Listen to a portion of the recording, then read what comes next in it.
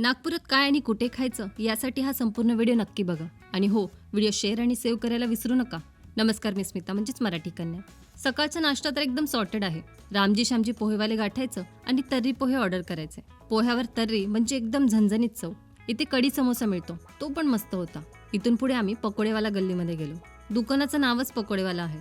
इथे आम्ही मूग भजी आणि नागपूरचं फेमस सांबारवडी घेतली. सांबारवडी म्हणजे बेसनाच्या आतमध्ये फिलिंग केलेली असते. कमाल चव होती.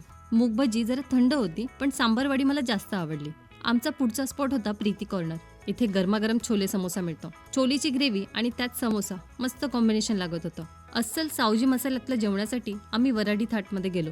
इथे आम्ही सावजी मसाल्यातली पातोडी, ज्वारीची भाकर, खिचडी आणि कढी घेतली. एकदम झणझणीत रस्सा होता. बाकी कढी खिचडी भारी होतं. दुसऱ्या दिवशी आम्ही उत्तर दक्षिण या हॉटेलमध्ये तट्टे इडली ट्राय केली. एकदम मऊ लुसलुशीत इडली मस्त होती. अजिबात चुकवू नका. त्यानंतर आम्ही घी पोळी डोसा पण ऑर्डर केला. तो पण बेस्ट होता.